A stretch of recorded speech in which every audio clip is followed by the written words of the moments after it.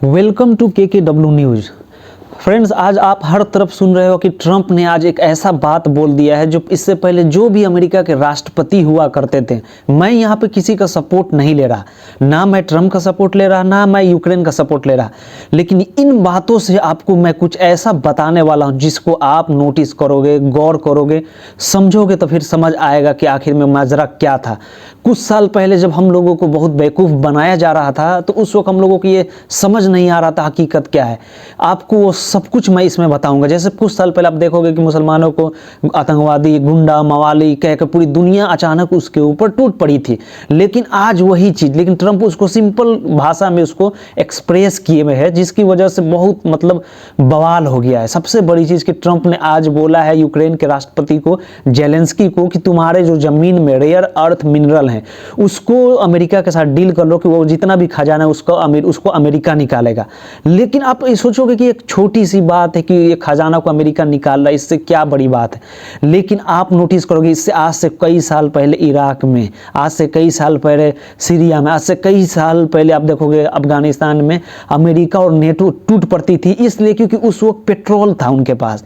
Petrol वो उस जमाने का सबसे बड़ा नेचुरल रिसोर्स था, क्योंकि पेट्रोल पर चलती थी पूरी गाड़ियाँ, पूरी दुनिया पेट्रोल पे चलती थी, जिसकी वजह से ये लोग टूट पड़ते थे। आतंकवादी का बहाना लगा के कोई सद्दाम हुसैन को मार दिया गया कि वहाँ पर वो न्यूक्लियर बम बना रहा था, ये बहाना करके उस पर टूट पड़ा जाता था। लेकिन आज ट्रंप ने डायरेक्टली बोल दिया है कि भाई तुम्हारे ज़मीन में जो रिसोर्सेज हैं, इन्होंने बस इज्जत से बोल दिया है कि भाई जो रिसोर्सेज है वो मुझे दे दो।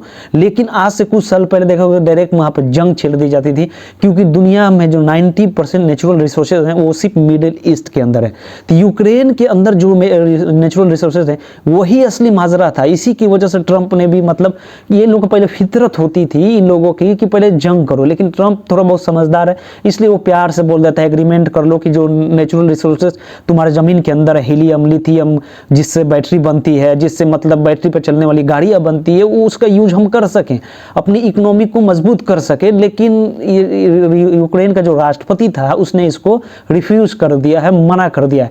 लेकिन इस जगह पर आप देखोगे ट्रंप ने प्यार से बोला कि ऐसा है दे दो मुझे, लेकिन यूक्रेन का राष्ट्रपति ने मना कर दिया। लेकिन आज से कुछ साल पहले इराक में आप देखो, अफगानिस्तान में 20 साल अमेरिका थी, यहाँ तक कि सीरिया को देखो ये लोग ने क्या किया, क्योंकि वहाँ पे पेट्रोल था, डीजल था, केरोसिन था, उस पर ये लोग कब्जा करना चाहते थे। ये क्या करते थे, मुसलमान तो कमज़ोर था, वहाँ पे आतंकवादी का नाम लो और वहाँ पर टूट पड़ो, एक साथ दो काम हो जाता था। क्योंकि बोला जाता है कि वैसे भी मुसलमानों का दुश्मन तो वो इजराइल था ही, जिसकी वजह से अब ये क्या करते थे, ये लोग जंग करने लगते थे। नेटो के साथ पूरी दुनिया भी जाती थी वहाँ, नेचुरल रिसोर्स को लूटती थी, चुराती थी और कब्जा कर लेती थी। लेकिन अब क्या है कि अब जो कंट्री अब जंग लड़ेगा उसकी इकोनॉमिक जो हो तबाह हो जाएगी। इसलिए ट्रंप समझ गया कि जंग से तो कुछ होगा नहीं, जंग तो लड़ लेगा, लेकिन रसिया सबसे पावरफुल कंट्री है। लेकिन अब ट्रंप यूक्रेन के साथ मिल के ये चाह रहा है कि यूक्रेन का जमीन में जो नेचुरल रिसोर्सेज है उसको निकाल लिया जाए। लेकिन अगर यूक्रेन का राष्ट्रपति इस पर एग्रीमेंट पर साइन कर देता है तो यूक्रेन के लोग बोलेंगे और रसिया को ये बोलने के लिए एक आवाज़ रसिया के पास खड़ा हो जाएगा कि देखो मैं इसलिए यूक्रेन को कब्जा करना चाहता था क्योंकि अपने पूरे नेचुरल रिसोर्सेज जो थी वो किसी और को देना चाह रहा था। ये है क्योंकि दूसरे कंट्री के साथ इन लोगों ने अपना मुआहदा कर लिया अपनी ज़मीन के जितने भी, क्योंकि यूक्रेन की जो ज़मीन है बहुत ही अच्छे लोकेशन पे, वहाँ दुनिया में, वहाँ अफगानिस्तान के बाद उस जगह पर भी सबसे ज़्यादा ये हीलियम, लिथियम, डायमंड, गोल्ड, उस वहाँ नेचुरल रिसोर्सेज जिसको बोल सकते हो वो सब पाया जाता है।